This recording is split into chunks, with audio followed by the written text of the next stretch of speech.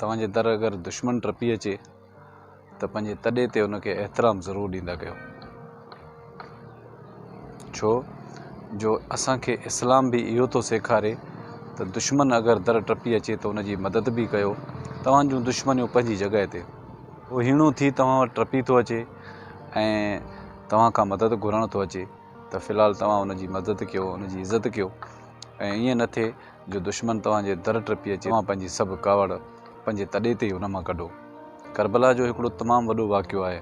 करबला जे मैदान जो वाक़ियो कंहिंखां बि लिकल कोन्हे। जेसीं ताईं धरती रहंदी इहो वाक़ियो रोज़ ब रोज़ ताज़ो थींदो वेंदो। करबला जे मैदान खां पोइ हज़रत इमाम ज़ैनुल आबिदीन अलैहिस्सलाम जॾहिं मदीना में रहणु शुरू कयो, उते कुझु टाइम खां पोइ हिकिड़ो महिमान इन्हनि वटि आयो, अची कुझु ॾींहं रहण लाइ चई।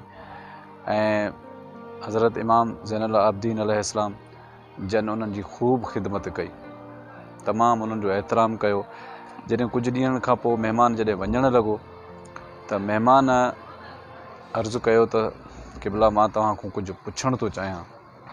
चई त पुछो।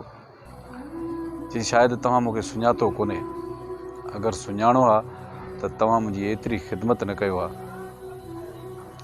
हज़रत इमाम ज़ैनुल आबिदीन अलैहिस्सलाम पंहिंजे अखियुनि मां ॻोढ़ा उघंदे फ़रमायो त मां पंहिंजे भाउ जे क़ातिल अली अकबर जे क़ातिल खे मां कीअं थो विसारे सघां।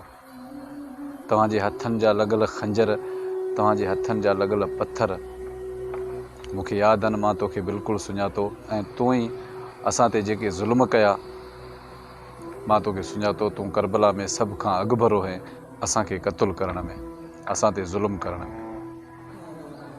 पर हे हिकिड़ी तरबियत आहे। फ़र्क़ु इहो आहे त असां करबला में तव्हांजा महिमान हुयासीं, तव्हां इहो बर्ताव कयो, पर तव्हां असांजा महिमान आहियो मदीने में त असांजो बर्ताव इहो हुयो। असांखे नाने इहो ई सेखारियो आहे, घर आए दुश्मन खे बि इज़त ॾियो। अगरि मुंहिंजो हीउ पैगाम पसंदि अचे त शेयर ज़रूरु कजो। अल्लाह निगहबान।